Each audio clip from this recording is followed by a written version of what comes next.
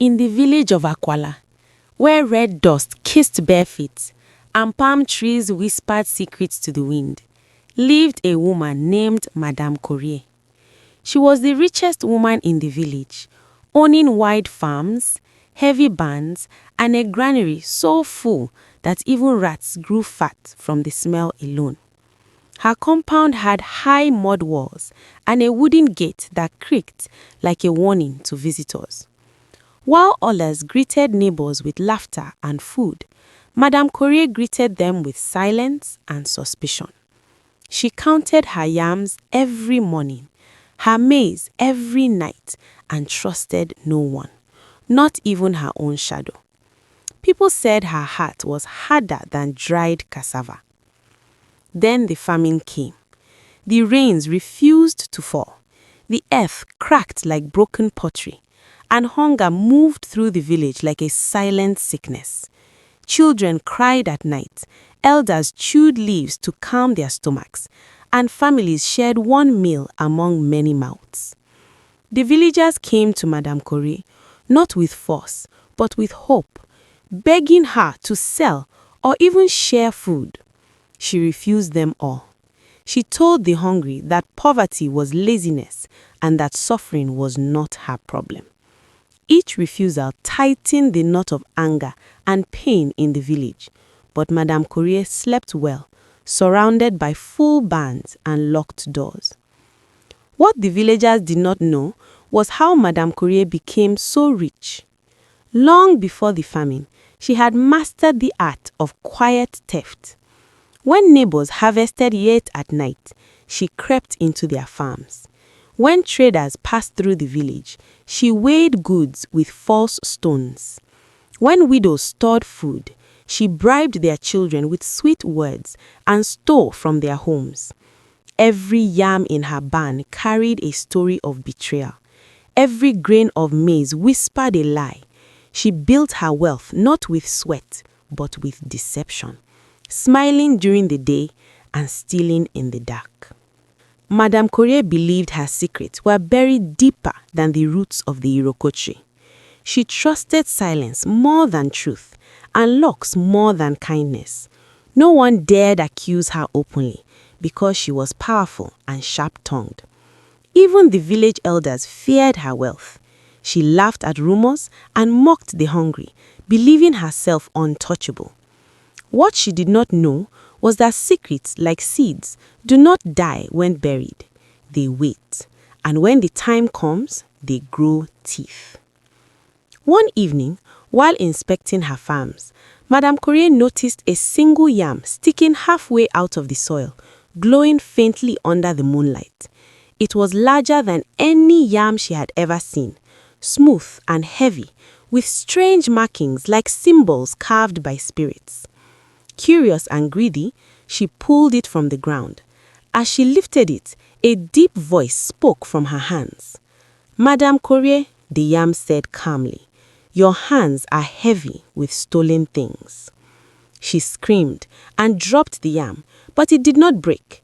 Instead, it rolled toward her feet like a loyal dog. The yam spoke again, promising wealth beyond counting if she kept it hidden and fed it palm oil every night. Fear fought with greed in her heart, but greed won. She wrapped the yam in cloth and carried it home, hiding it in her bedroom where no one could see. That night, she dreamed of gold and power, but also of voices calling her name. At first, the talking yam behaved like a blessing. Each morning, Madame Courier found extra food in her barns, yams she never planted, grains she never harvested. Her wealth doubled while the village grew weaker. She laughed louder, mocked harder, and praised herself for her cleverness. She fed the yam palm oil as promised and spoke to it like a trusted friend. The yam listened patiently, its voice calm and slow, like an elder who never interrupts. But soon, the yam began to speak without being asked. It whispered names of villagers she had cheated, farms she had raided, lies she had told. At night, the yam repeated her crimes word for word, imitating her voice, her laughter, her excuses. Madame Corrie shouted at it to be silent, but the yam only laughed softly. "Truth does not sleep," it said, "and neither do I." One market day, as Madame Corrie passed through the village square, the talking yam, hidden in her basket, began to speak loudly. It told the crowd how she stole yams from a widow named Sally and blamed rats. It revealed how she cheated a blind trader and laughed behind his back. The villagers froze as the yam's voice echoed through the square, clear and sharp like a bell. Madame Corrie ran, but the yam's words followed her like smoke. By nightfall, the village buzzed with anger and disbelief. People remembered missing food, strange losses, and lies that never made sense. The yam confirmed them all. Children cried, elders shook their heads, and the hungry felt a fire rise in their chests. Madame Corrie locked herself inside her compound, shaking with fear. For the first time, her wealth felt heavy, not comforting. The yam lay quiet that night, satisfied. The next morning, the yam spoke again, louder than ever, revealing Madame Corrie's greatest betrayal. During the last famine years ago, she had hidden food meant for the entire village, letting people starve while she grew richer. This truth broke something in the villagers. Hunger turned into rage and silence turned into shouting. They gathered outside her compound, demanding justice. Madame Corrie begged the yam to stop, offering more oil, more promises, even her life savings. The yam refused. "You fed me lies," it said. "Now I feed the village truth."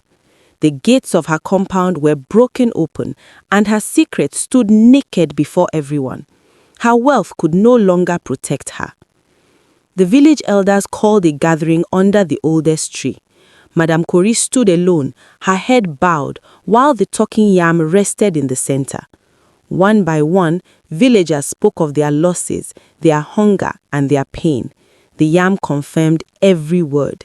The elders listened in silence, their faces heavy with disappointment. They decided that Madame Corrie would lose everything she stole. Her food would be shared, her wealth redistributed, and her name marked with shame. She would remain in the village, but live as the poorest, lending the weight of hunger she once mocked. The yam approved, its voice calm and final. Madame Corrie watched as her barns were opened and her food carried away to feed the starving.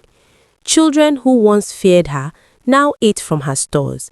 Widows smiled again. The famine did not end, but hope returned. Madame Corrie felt smaller each day, her pride shrinking faster than her wealth. The talking yam stopped speaking to her. It no longer revealed secrets because there were none left to hide. Silence, once her weapon, became her punishment. She slept on an empty stomach, listening to other people laugh, understanding too late what generosity could have given her.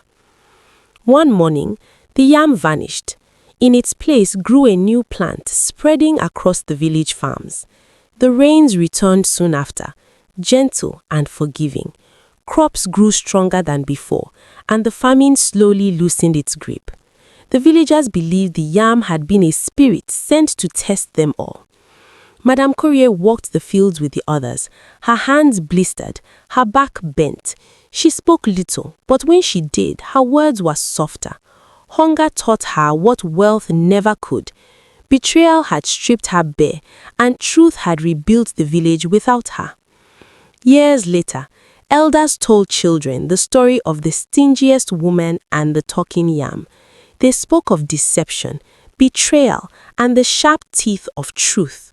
They warned that wealth without kindness rots from the inside, and that secrets always find a voice. Madame Corrie died quietly, remembered not for her riches, but for her fall. And the village of Akwala learned a lesson carved deeper than famine, that generosity feeds more than the body, and betrayal always returns, speaking louder than lies.